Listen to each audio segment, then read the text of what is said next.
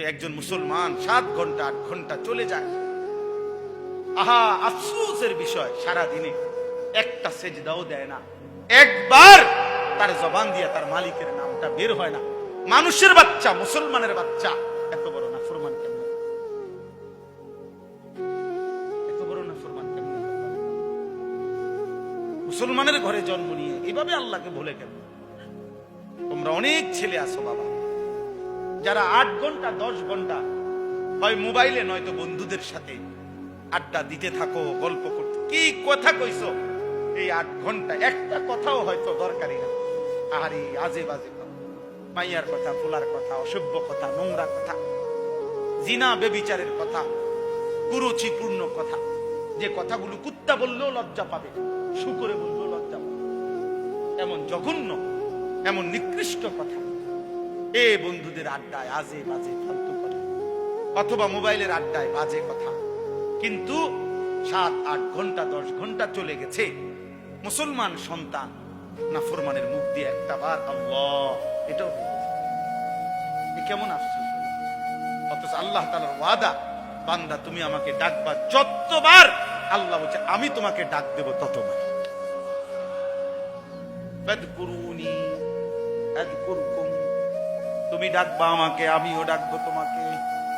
বান্দা বলবে আল্লাহ, আরশ আজিম থেকে আল্লাহ বলবে বলো না বান্দা। বান্দা জমিন থেকে বলে আল্লাহ আল্লাহ, আল্লাহ ডাক দিয়ে বলে লাব্বাইক ইয়া আবদি, বান্দা আমি হাজির, বলো না কি চাচ্ছ বান্দা, কি চাচ্ছ বলো। প্রত্যেকবারই আল্লাহ জানতে চায়।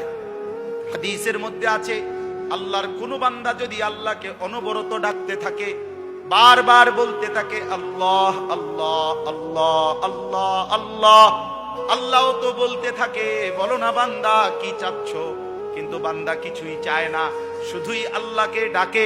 খোদার কসম বন্ধু, হাদিসে আছে, একটা পর্যায়ে আল্লাহ নিজেই তখন বলে বান্দা বুঝেছি, তুমি আমারে ডাকতে মজা পাচ্ছ, ঠিক আছে বান্দা তুমি আমার জিকির করতে থাকো, আমি আল্লাহকে ডাক দিতে থাকো, আমি আল্লাহই তোমার যাবতীয় প্রয়োজন পূরণ করতে থাকি।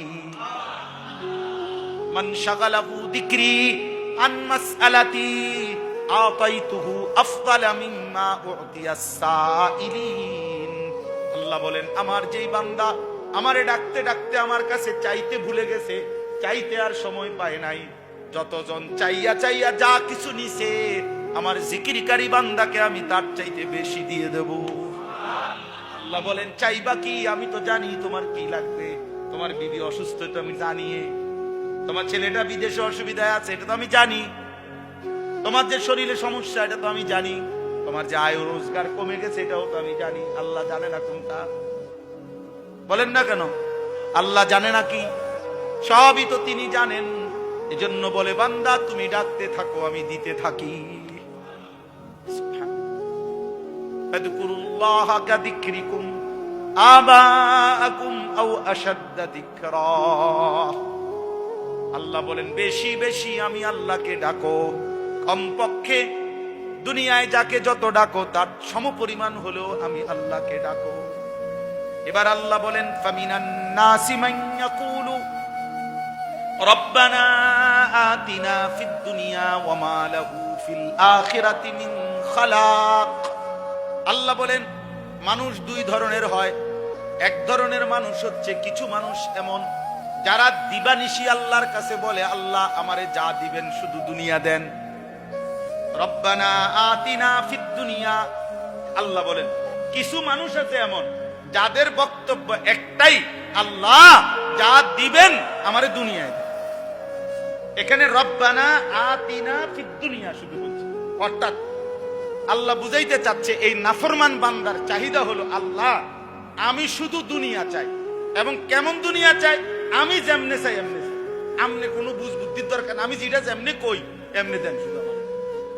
আল্লাহ আমি চাই 4 তলা বিল্ডিং করতে, আপনি করাই দেন। আমি চাই 2টা বাড়ি করমু, আমার 2টা বাড়ি যেন হয়ে যায়। আমি চাই 3টা ছেলে বিদেশ পাঠাইতাম, ওরা যেন বিদেশ যাইতে। আমি চাই এদিক দিয়ে 30 শতক জায়গা কিনতাম, আমার এটা যেন কিনা হয়ে যায়। আল্লাহ বলেন এরকম অসংখ্য বান্দা আছে যাদের চাওয়া শুধুই দুনিয়া, এবং সে যেমনে চায় এটা কি উত্তম?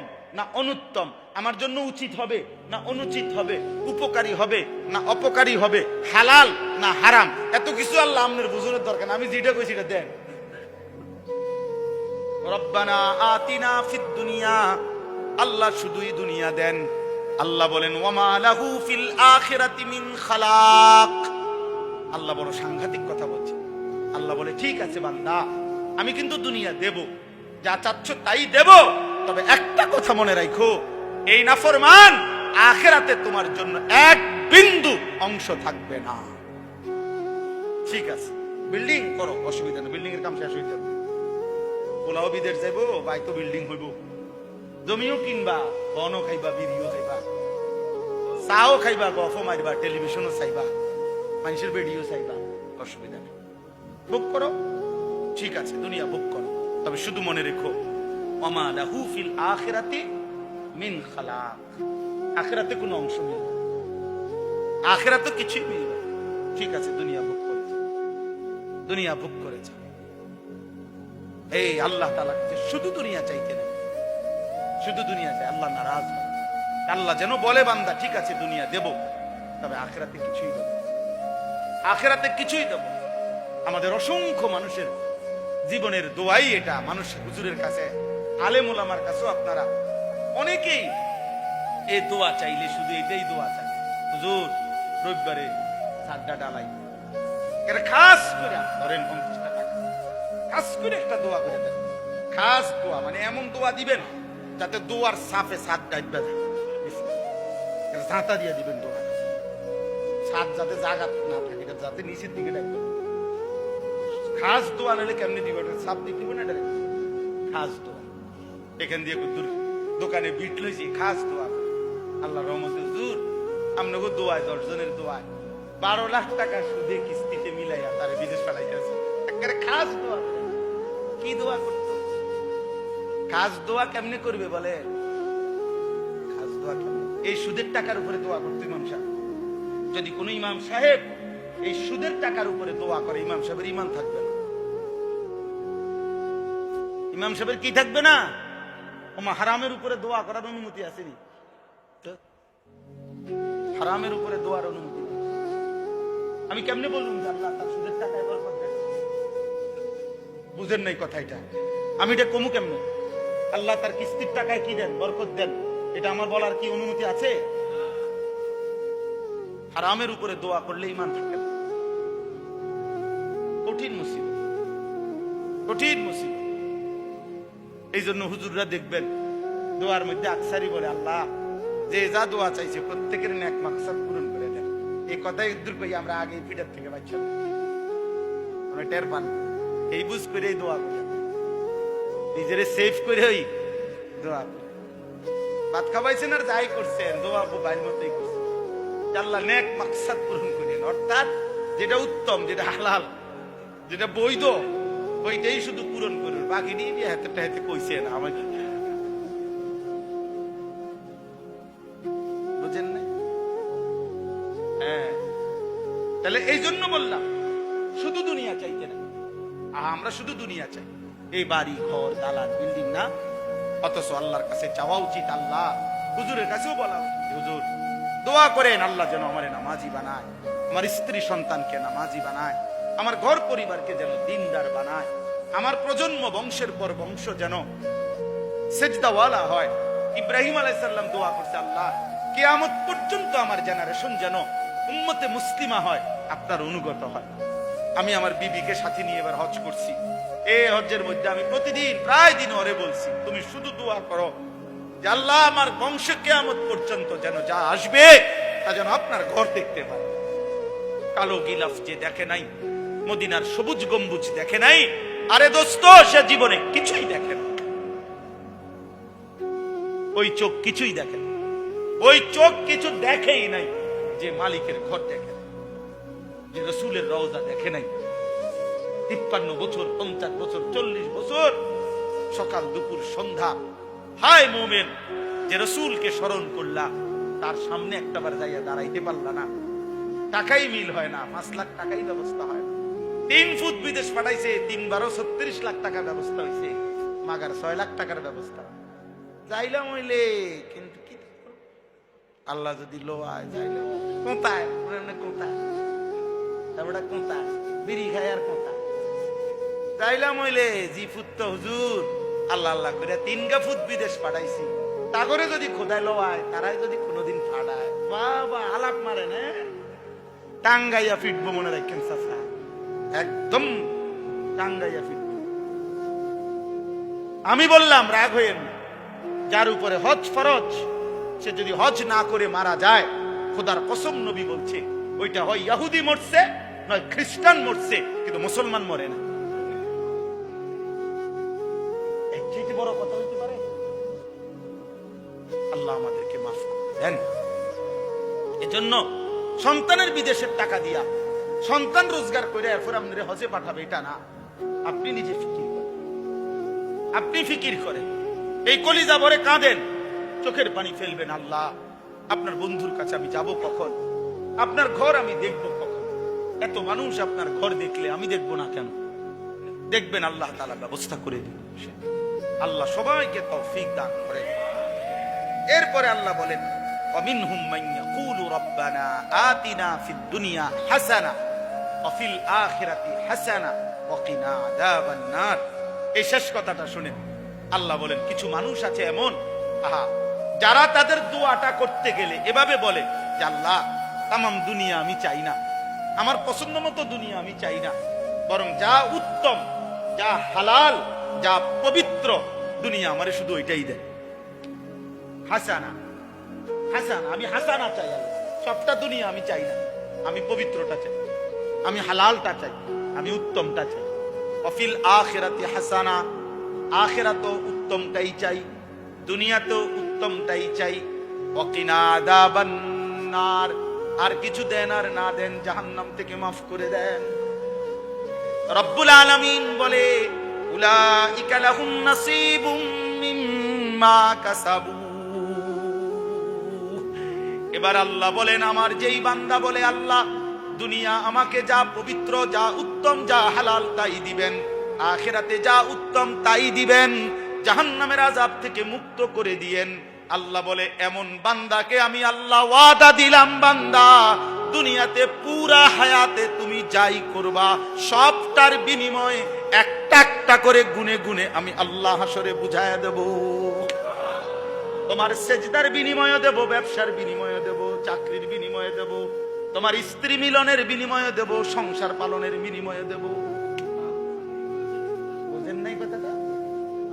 এবার আমি তোমার সবটার বিনিময়ে দেব, নামাজের বিনিময়ে দেব, সংসার করছো যে এটার বিনিময়ে দেব, কারণ তুমি তো আমার কাছে পবিত্রটা চাইছো, হালালটা চাইছো।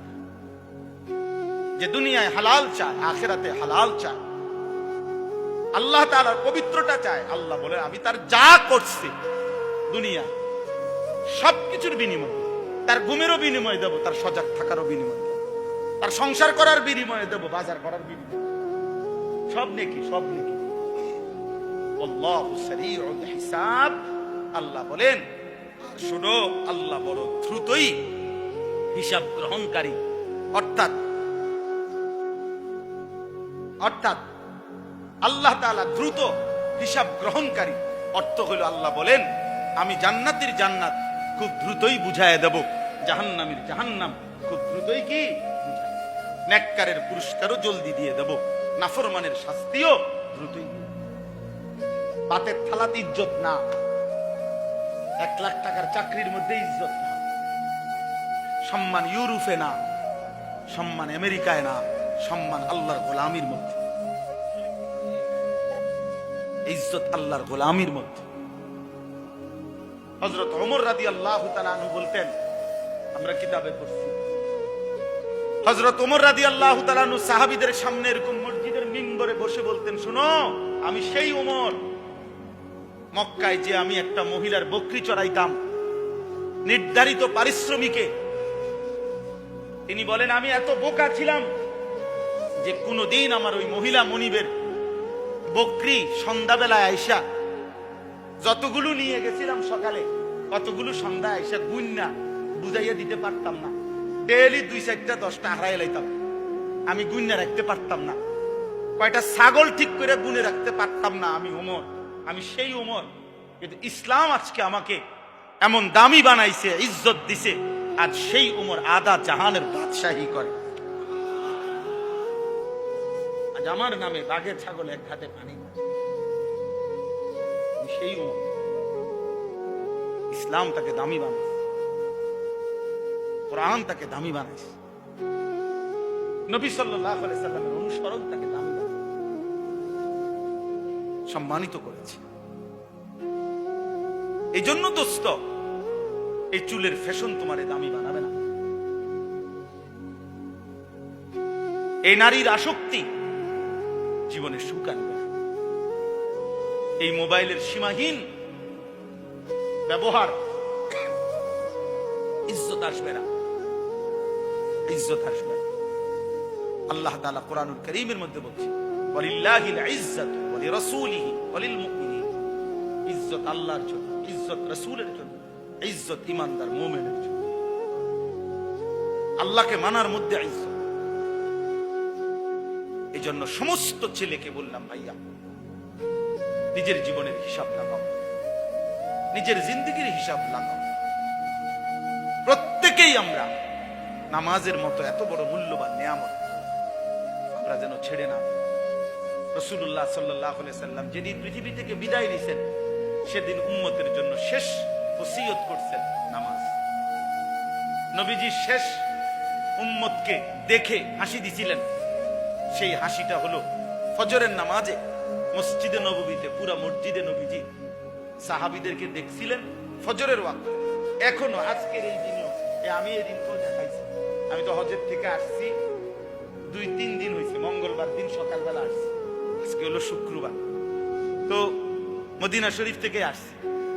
রাসূলুল্লাহ সাল্লাল্লাহু আলাইহি সাল্লামের রওজা শরীফের এই যে পাশ দিয়ে মসজিদে নববীর অংশ, যে ছোট্ট কাটা আছে, এখনো একটা ছোট্ট সামনে ছিদ্র আছে, এইটুকু জায়গা একদম পাশে দিয়ে আপনি যেখানে রিয়াজুল জান্নাত, এখান দিয়ে ওইখানের মুখে, এইখান দিয়ে নবীজি সাল্লাল্লাহু আলাইহি সাল্লাম ফজরের ওয়াক্তে সোমবার দিন রবিউল আউয়াল মাসে যেদিন ইন্তেকাল করছে, ওই দিন মসজিদে এত অসুস্থ ছিলেন যে উঠতে পারতেছিলেন না। হযরত আয়েশা রাদিয়াল্লাহু তাআলা আনহাকে, স্ত্রীকে বলছেন, আমারে তোমার কনুইয়ের মধ্যে ঠেস দিয়া বসাও, আমি দেখবো আমার উম্মতের নামাজ, আমার সাহাবীদের নামাজ। হযরত আবু বকর সিদ্দিক ইমামতি করতেছিলেন ফজরের নামাজে। আল্লাহর নবী এই ছিদ্রটা দিয়া, ফাঁকাটা দিয়া, এটা এখনো কাটা আছে, মানে এটা আটকানো না, এখান দিয়ে নবীজি দেখে শেষবারের মতো মুচকি হাসি দিছেন আর বলছেন, আয়েশা, আমার 23 বছরের মেহনত সার্থক। আমি গত 23টা বছর আয়েশা অনেক রক্ত ঝরাইছি, পাথরের আঘাত সয়েছি, দান দান শহীদ করেছি। কত বেলা আমি ঠিক মতো খাইতে পাই নাই আয়েশা, পেটে কখনো পাথর বাঁধছি, ক্ষুধার তাড়নায় কষ্ট পাইছি। এ খাইয়া না খাইয়া রক্ত ঝরিয়ে দান দান শহীদ করে 23টা বছর পরে আমি আজ উম্মত আমার সাহাবীদেরকে পুরা মসজিদ ভরা ফজরের নামাজে দেখলাম, আমি তৃপ্ত, আমি খুশি। এরপরেই হাদিসে আছে, আল্লাহ নবী সাল্লাল্লাহু আলাইহি ওয়াসাল্লাম আল্লাহর কাছে 2 হাত তুলে নবীজি তখন দোয়া করছিলেন, আল্লাহুম্মা রাফিকাল আ'লা, হে মাওলা, আপনি পরম বন্ধুর কাছেই আমি এখন যেতে চাই। আমার আর কোনো আপত্তি নাই, আপনি যদি আমারে নেন, আমি আপনি বন্ধুর কাছেই ফিরতে চাই। ওই দিন সোমবার জোহরের নামাজের ওয়াক্ত হওয়ার আগ মুহূর্তে সূর্য পশ্চিম দিকে হেলে যাওয়ার মুখোমুখি সময়ে আল্লাহ নবী সাল্লাল্লাহু আলাইহি ওয়াসাল্লাম ইন্তেকাল করছেন। এই জন্য উম্মতকে শেষ নবীজি সাল্লাল্লাহু আলাইহি সাল্লাম ফজরের ওয়াক্তে দেখে খুশি হয়েছে। সেই উম্মতের আমল নামা যখন হাসরের ময়দানে নবী দেখবে 2, 4, 6 মাস, 1 বছর, 9 মাস, কোনদিন ওই নাফরমানে উম্মতের আমল নামার মধ্যে ফজরের নামাজের জায়গায় একটা সেজদা নাই।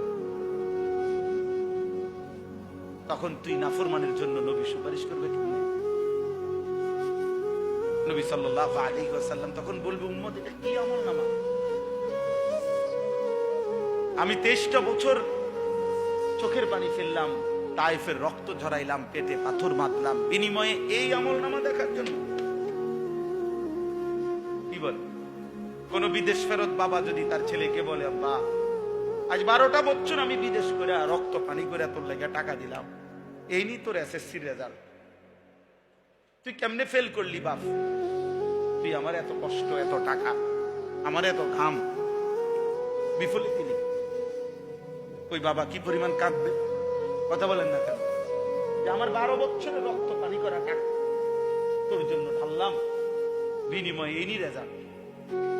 তো এই বাবা যদি কাঁদে, রাসূলুল্লাহ সাল্লাল্লাহু আলাইহি সাল্লাম তো তার চাইতে বেশি কাঁদবেন, বলবেন উম্মত আমার 23 বছরের চোখের পানি, আমার 23 বছরের রক্ত, পেটের ক্ষুধা, বিনিময়ে এই আমল নামা। ওই ফজরের নামাজ, 5 ওয়াক্ত নামাজ, 30 বছর উম্মত সুদ খাইছো, 40 বছরই মিথ্যা বলে গেলাম, প্রতিদিন হারাম রোজগার করলাম, 40 বছর তোমার ঘরের মধ্যে রঙিন টেলিভিশন, নাচ গান, নর্তকীর ছবি চলতে থাকলো, কেমনে পারলাম? একবারও মনে পড়লো না? কি জবাব দিবেন? আপনি রেডি করেন, সুপারিশ করবে নবী সাল্লাল্লাহু আলাইহি সাল্লাম।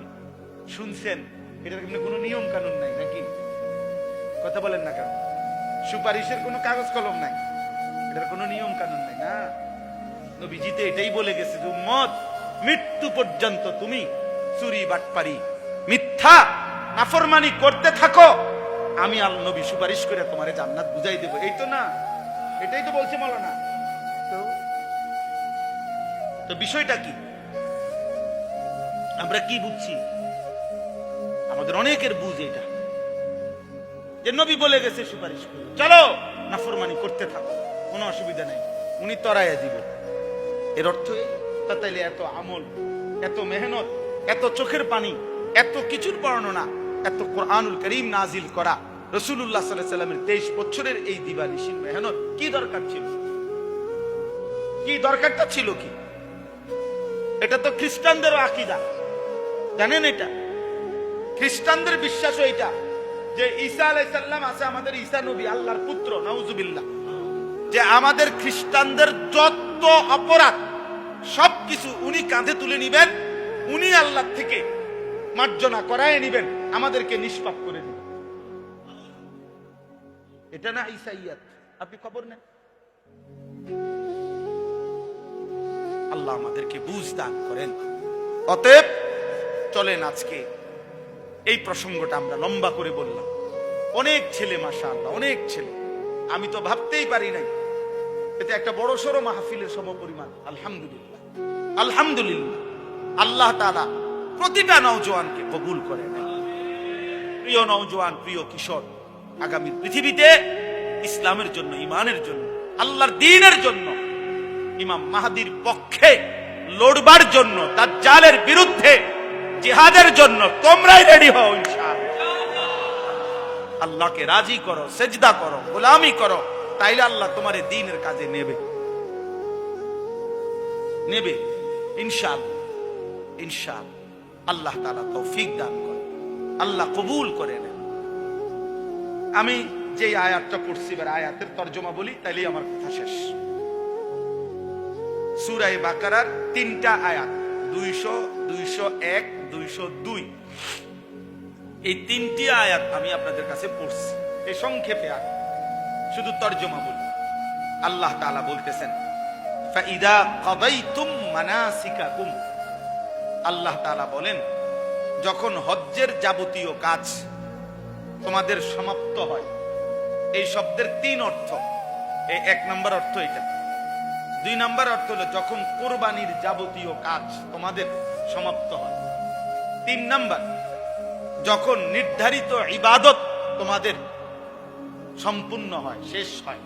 আল্লাহ বলেন হজের কাজ শেষ করার পর, অথবা কুরবানির কাজ শেষ করার পর, অথবা যে কোনো নির্ধারিত ইবাদত। নির্ধারিত ইবাদত বলতে বোঝায় যেমন নামাজ, এটা একটা নির্ধারিত সময়ের ইবাদত। মাগরিবের নামাজ আপনি আপনার মন মতো পড়লে হইতো, 5 ওয়াক্ত নামাজ আপনি একটা সুবিধা মতো পড়ে নিলে হইতো, প্রত্যেকটা নির্ধারিত অক্ত, ঠিক কিনা? এরকম জাকাত আপনি বছরে একবার হিসাব করেই আপনারে জাকাত দিতে হবে। হিসাব ছাড়া আইডিয়া করে হুজুর যে পরিমাণ লুঙ্গি দিছি, জাকাত আশা করি আদায় হইয়া একবারে আরো বেশি যাইব না, এত বেশি দরকার না আপনার, আমি হিসাব করে বুঝেন নাই কথাটা। তারপরে রোজা, রমজান মাসে নির্ধারিত সময়, রমজান আসলেই আপনাকে রমজানের রোজা আদায় করতে হবে, হজ্জের মাস আসলেই হজ আদায় করতে হবে। তো নির্ধারিত ইবাদত আদায় করার পর অথবা হজ আদায় করার পর অথবা কুরবানি আদায় করার পর আল্লাহ তাআলা বলেন স্বাভাবিক সময়ে দিন রাতে তোমাদের বাকি সময়ের ডিউটিটা কি, করণীয় কি? আল্লাহ তাআলা বলেন ফাযকুরুল্লাহ, তোমরা বেশি বেশি আল্লাহ তাআলার জিকির করো। নামাজ শেষ, আল্লাহর জিকির করো। যাকাত আদায় করেছো, আল্লাহর জিকির করো। রমজানের রোজা আদায় করেছো, আল্লাহর জিকির করো। হজ আদায় করেছো, আল্লাহর জিকির করো। কোরআনুল কারীম তেলাওয়াত করেছো, আল্লাহর জিকির করো। দান সাদাকা করেছো, আল্লাহ তাআলার জিকির করো। হাঁটতেছো, উঠতেছো, বসতেছো, চলতেছো, ফিরতেছো, আল্লাহ তাআলার জিকির। ফাইদা কাদাইতুম মানাসিকাকুম ফাযকুরুল্লাহ, আল্লাহকে ডাকো। সারা দিনে আল্লাহকে ডাকো, আল্লাহকে ডাকো, আল্লাহকে ডাকো, আল্লাহকে ডাকো। কি পরিমাণ আল্লাহকে ডাকো? আল্লাহ বলেন কাযিকরিকুম আবাআকুম আও আশাদ্দা যিকরা।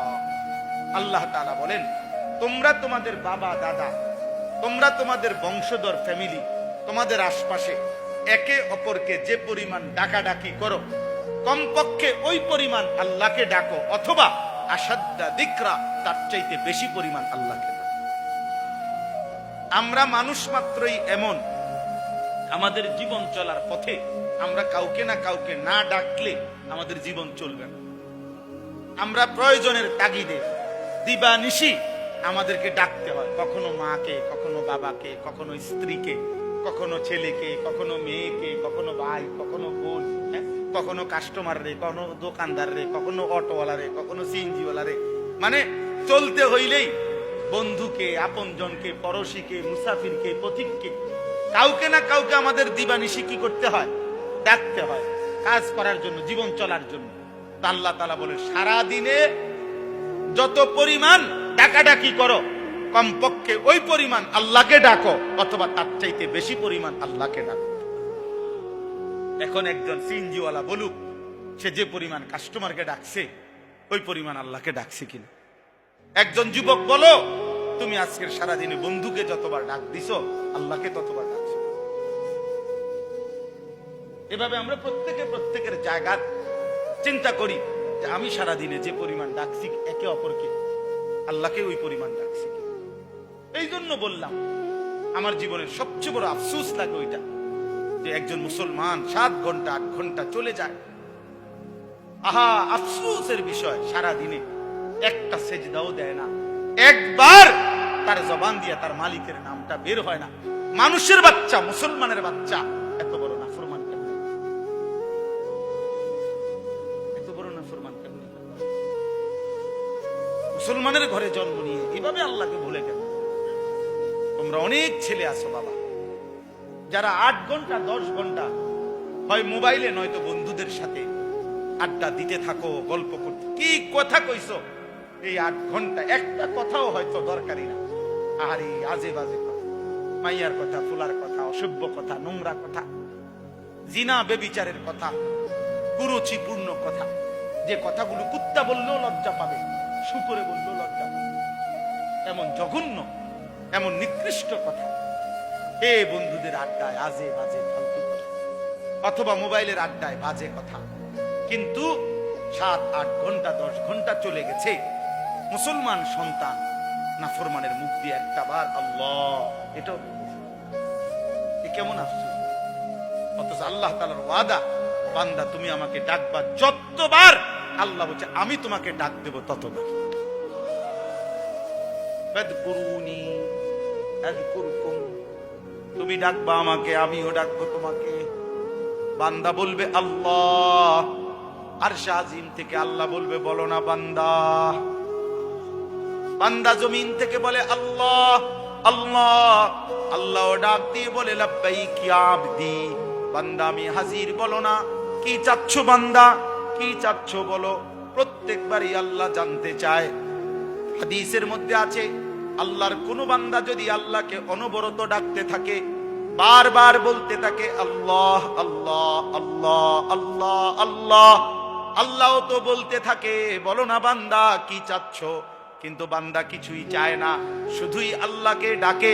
খোদার কসম বন্ধু, হাদিসে আছে একটা পর্যায়ে আল্লাহ নিজেই তখন বলে বান্দা বুঝেছি তুমি আমারে ডাকতে মজা পাচ্ছ, ঠিক আছে বান্দা তুমি আমার জিকির করতে থাকো, আমি আল্লাহকে ডাক দিতে থাকো, আমি আল্লাহই তোমার যাবতীয় প্রয়োজন পূরণ করতে থাকি। মান শাগালাহু যিকরি আন মাসআলাতি আতাইতুহু আফদালা মিম্মা উতিয়াস সাইলিন। আল্লাহ বলেন আমার যেই বান্দা আমারে ডাকতে ডাকতে আমার কাছে চাইতে ভুলে গেছে, চাইতে আর সময় পায় নাই, যতজন চাইয়া চাইয়া যা কিছু নিছে আমার জিকিরকারী বান্দাকে আমি তার চাইতে বেশি দিয়ে দেব। আল্লাহ বলেন চাইবা কি, আমি তো জানি তোমার কি লাগবে, তোমার বিবি অসুস্থ এটা আমি জানি, তোমার ছেলেটা বিদেশে অসুবিধায় আছে এটা তো আমি জানি, তোমার যে শরীরে সমস্যা এটা তো আমি জানি, তোমার যে আয় রোজগার কমে গেছে এটাও তো আমি জানি। আল্লাহ জানে না কোনটা? বলেন না কেন আল্লাহ জানে না কি? সবই তো তিনি জানেন। এজন্য বলে বান্দা তুমি ডাকতে থাকো আমি দিতে থাকি। ফাযকুরুল্লাহা কাযিকরিকুম আবাআকুম আও আশাদ্দা যিকরা। আল্লাহ বলেন বেশি বেশি আমি আল্লাহকে ডাকো, কমপক্ষে দুনিয়ায় যাকে যত ডাকো তার সমপরিমাণ হলেও আমি আল্লাহকে ডাকো। এবার আল্লাহ বলেন ফামিনান নাসি মান ইয়াকুলু রব্বানা আতিনা ফিদ দুনিয়া ওয়া মা লাহু ফিল আখিরাতি মিন খালাক। আল্লাহ বলেন মানুষ দুই ধরনের হয়। এক ধরনের মানুষ হচ্ছে কিছু মানুষ এমন যারা দিবানিশি আল্লাহর কাছে বলে আল্লাহ আমারে যা দিবেন শুধু দুনিয়া দেন। রব্বানা আতিনা ফিদ দুনিয়া। আল্লাহ বলেন কিছু মানুষ আছে এমন যাদের বক্তব্য একটাই, আল্লাহ যা দিবেন আমারে দুনিয়ায়। এখানে রব্বানা আতিনা ফিদ দুনিয়া শুধু বলছে, অর্থাৎ আল্লাহ বুঝাইতে চাচ্ছে এই নাফরমান বান্দার চাহিদা হলো আল্লাহ আমি শুধু দুনিয়া চাই, এবং কেমন দুনিয়া চাই? আমি যেমনে চাই এমনি চাই, আমনে কোনো বুঝ বুদ্ধির দরকার না, আমি যেটা যেমনি কই এমনি দেন শুধু আমার। আল্লাহ আমি চাই 4 তলা বিল্ডিং করতে, আপনি করাই দিন। আমি চাই 2টা বাড়ি করমু, আমার 2টা বাড়ি যেন হয়ে যায়। আমি চাই 3টা ছেলে বিদেশ পাঠাইতাম, ওরা যেন বিদেশ যাইতে। আমি চাই এদিক দিয়ে 30 শতক জায়গা কিনতাম, আমার এটা যেন কিনা হয়ে যায়। আল্লাহ বলেন এরকম অসংখ্য বান্দা আছে যাদের চাওয়া শুধুই দুনিয়া, এবং সে যেমনে চায় এটা, এটা কি উত্তম না অনুত্তম, আমার জন্য উচিত হবে না অনুচিত হবে, উপকারী হবে না অপকারী হবে, হালাল না হারাম, এত কিছু আল্লাহ আপনার বুঝানোর দরকার না, আমি যেটা কইছি এটা দেন। রব্বানা আতিনা ফিদ দুনিয়া, আল্লাহ শুধুই দুনিয়া দেন। আল্লাহ বলেন ওয়া মা লাহু ফিল আখিরাতি মিন খালাক। আল্লাহ বড় সাংঘাতিক কথা বলছে। আল্লাহ বলে ঠিক আছে বান্দা আমি কিন্তু দুনিয়া দেব, যা চাচ্ছ তাই দেব, তবে একটা কথা মনে রাখো, এই নাফরমান আখিরাতে তোমার জন্য এক বিন্দু অংশ থাকবে না। ঠিক আছে বিল্ডিং করো, অসুবিধা নেই, বিল্ডিং এর কাম শেষ হয়ে যাবে, পোলাও বিদেশ যাইবো, বাইতো বিল্ডিং হইব, জমিও কিনবা, বনও খাইবা, বিড়িও খাইবা, চাও খাইবা, গফও মারিবা, টেলিভিশনও চাইবা, মানুষের ভিডিও চাইবা, অসুবিধা নেই, বুক করো, ঠিক আছে দুনিয়া বুক করো, তবে শুধু মনে রেখো ওমা লাহু ফিল আখিরাতি মিন খালাক। আখিরাতে কোনো অংশ মিলবে, আখিরাতে কিছুই মিলবে। ঠিক আছে দুনিয়া বুক করেছে, দুনিয়া বুক করেছে। এই আল্লাহ তাআলা কাছে শুধু দুনিয়া চাইতে নেই, শুধু দুনিয়া চাই, আল্লাহ নারাজ। আল্লাহ যেন বলে বান্দা ঠিক আছে দুনিয়া দেব, তবে আখিরাতে কিছুই দেব, আখিরাতে কিছুই দেব। আমাদের অসংখ্য মানুষের জীবনের দোয়াই এটা। মানুষ হুজুরের কাছে, আলেম ওলামার কাছেও আপনারা অনেকেই এই দোয়া চাইলে শুধু এটাই দোয়া চায়, হুজুর রবিবারে চারটা ডালাই, খাস করে ধরেন 50 টাকা, খাস করে একটা দোয়া করে দেন, খাস দোয়া মানে এমন দোয়া দিবেন যাতে দোয়ার সাফে সাত ডাইবা যায়, জাঁতা দিয়ে দিবেন দোয়া, সাত যাতে জাগাত না থাকে, যাতে নিচের দিকে ডাইবা, খাস দোয়া নিলে কেমনি দিব, সাপ দিতে হবে না, এটা খাস দোয়া। এখান দিয়ে দোকানে বিট লইছি, খাস দোয়া। আল্লাহ রহমতে হুজুর আপনাকে দোয়ায়, 10 জনের দোয়ায় 12 লাখ টাকা সুদে কিস্তিতে মিলাইয়া তারে বিদেশ পাঠাইতেছি। একেবারে খাস দোয়া। কি দোয়া করতো? খাস দোয়া কেমনে করবে বলে? খাস দোয়া কেমনে? এই সুদের টাকার উপরে দোয়া করতো ইমাম সাহেব। যদি কোন ইমাম সাহেব এই সুদের টাকার উপরে দোয়া করে, ইমাম সাহেবের ঈমান থাকবে না। ইমাম সাহেবের কি থাকবে না? হারামের উপরে দোয়া করার অনুমতি আছে? হারামের উপরে দোয়ার অনুমতি। আমি কেমনে বলুন যে আল্লাহ তার সুদের টাকায় বরকত দেন? বুঝেন নাই কথা এটা? আমি এটা কমু কেমনে? আল্লাহ তার কিস্তির টাকায় কি দেন? বরকত দেন। এটা আমার বলার কি অনুমতি আছে? হারামের উপরে দোয়া করলে ঈমান থাকে না। কঠিন মুসিবত, কঠিন মুসিবত। এই জন্য হুজুররা দেখবেন দোয়ার মধ্যে আকসারই বলে, আল্লাহ যে যা দোয়া চাইছে প্রত্যেকের নেক মাকসাদ পূরণ করে দেন। এই কথাই দূর করি আমরা আগে পিঠার থেকে বাচ্চা টের পান না। এই বুঝ করে দোয়া করে, নিজের সেফ করে দোয়া।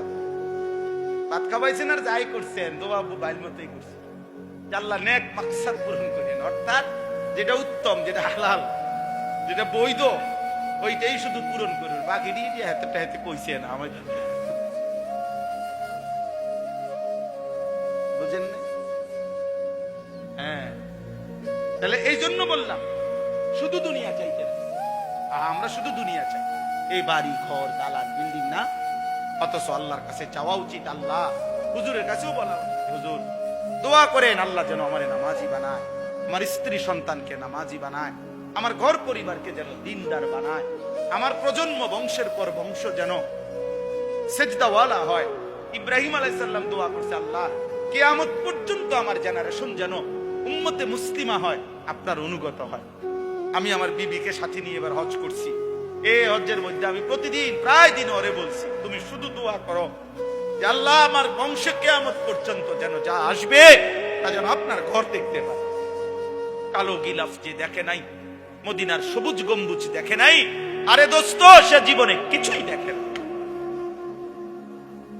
ওই চোখ কিছুই দেখে না, ওই চোখ কিছু দেখেই নাই যে মালিকের ঘর দেখে, যে রসুলের রওজা দেখে নাই।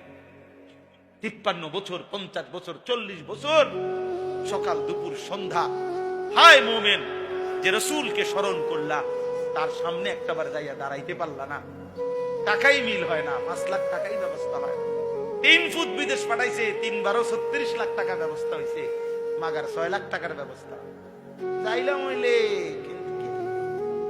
আল্লাহ যদি লোয়ায় যাইলাম কোথায়, কোথায় তারপরে কোথায় বিড়ি খায় আর কোথায় যাইলাম হইলে জি ফুট তো হুজুর আল্লাহ আল্লাহ করে 3 গা ফুট বিদেশ পাঠাইছি। তা করে যদি খোদায় লোয়ায়, তারাই যদি কোনোদিন ফাড়ায়, বাবা আলাপ মারে না, টাঙ্গাইয়া ফিটবো মনে রাখেন চাচা, একদম টাঙ্গাইয়া ফিটবো। আমি বললাম রাগ হইেন না, যার উপরে হজ ফরজ সে যদি হজ না করে মারা যায়, খোদার কসম নবী বলছে ওইটা হয় ইহুদি মরছে নয় খ্রিস্টান মরছে, কিন্তু মুসলমান মরে না। একটি বড় কথা হইতে পারে? আল্লাহ আমাদেরকে মাফ করে দেন। এজন্য সন্তানের বিদেশের টাকা দিয়া সন্তান রোজগার করে এরপর আপনাদের হজে পাঠাবে এটা না। আপনি নিজে ফিকির করেন, আপনি ফিকির করেন, এই কলিজা ভরে কাঁদেন, চোখের পানি ফেলবেন, আল্লাহ আপনার বন্ধুর কাছে আমি যাব কখন, আপনার ঘর আমি দেখব কখন, এত মানুষ আপনার ঘর দেখলে আমি দেখব না কেন? দেখবেন আল্লাহ তাআলা ব্যবস্থা করে দিবেন। আল্লাহ সবাইকে তৌফিক দান করেন। এরপরে আল্লাহ বলেন, ওয়ামিনহুম মান ইয়াকুলু রাব্বানা আতিনা ফিদ দুনিয়া হাসানা ওয়া ফিল আখিরাতি হাসানা ওয়া কিনা আযাবান নার। এই শেষ কথাটা শুনেন, আল্লাহ বলেন কিছু মানুষ আছে এমন, যারা তাদের দোয়াটা করতে গেলে এভাবে বলে যে আল্লাহ তামাম দুনিয়া আমি চাই না, আমার পছন্দ মতো দুনিয়া আমি চাই না, বরং যা উত্তম, যা হালাল, যা পবিত্র দুনিয়া আমারে শুধু ওইটাই দেন। হাসানা, হাসানা, আমি হাসানা চাই, সবটা দুনিয়া আমি চাই না, আমি পবিত্রটা চাই, আমি হালালটা চাই, আমি উত্তমটা চাই। ওয়াফিল আখিরাতি হাসানা, আখিরাতেও উত্তমটাই চাই, দুনিয়াতেও উত্তমটাই চাই। ওয়াকিনা আযাবান নার, আর কিছু দেন আর না দেন জাহান্নাম থেকে মাফ করে দেন। রব্বুল আলামিন বলে উলাইকা লাহুম নাসিবুম মিম্মা কাসাবু। এবার আল্লাহ বলেন, আমার যেই বান্দা বলে আল্লাহ দুনিয়া আমাকে যা পবিত্র, যা উত্তম, যা হালাল তাই দিবেন, আখিরাতে যা উত্তম তাই দিবেন, জাহান্নামের আযাব থেকে মুক্ত করে দিয়েন।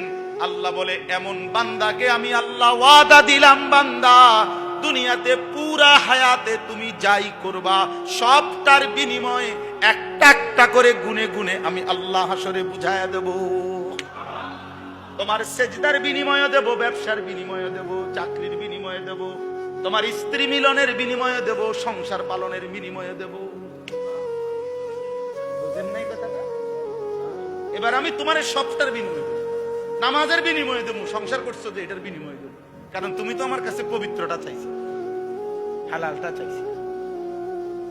যে দুনিয়ায় হালাল চায়, আখিরাতে হালাল চায়, আল্লাহ তাআলার পবিত্রতা চায়। আল্লাহ বলে আমি তার যা করছি দুনিয়া সবকিছুর বিনিময় দেব, তার ঘুমেরও বিনিময় দেব, তার সজাগ থাকারও বিনিময় দেব, তার সংসার করার বিনিময় দেব, বাজার করার বিনিময় দেব, সব নেকি, সব নেকি। আল্লাহু সারিউল হিসাব। আল্লাহ বলেন শুনো, আল্লাহ বড় দ্রুতই হিসাব গ্রহণকারী, অর্থাৎ আল্লাহ তাআলা দ্রুত হিসাব গ্রহণকারী। অর্থ হলো আল্লাহ বলেন আমি জান্নাতীর জান্নাত খুব দ্রুতই বুঝায় দেব, জাহান্নামীর জাহান্নাম খুব দ্রুতই কি বুঝায়, নেককারের পুরস্কারও জলদি দিয়ে দেব, নাফরমানের শাস্তিও দ্রুতই দেব। প্রিয় ভাই আমার, এবার কি হলো কথা? কথা হলো এক নাম্বার, প্রথম যেখান থেকে শুরু হয়েছে কথা, প্রথম ছিল এই কথা যে অপরের জন্য দুনিয়ায় কিছু জায়গা কোনো কারণে প্রয়োজনে ছেড়ে দিলে কি লস নাই, ছেড়ে দিলে কি নাই লস। আত্মীয়র জন্য ছেড়ে দিলে আরো ভালো, আর এর বরকত কি হবে? আল্লাহ দিল কি করে দিবে? প্রশস্ত দিল।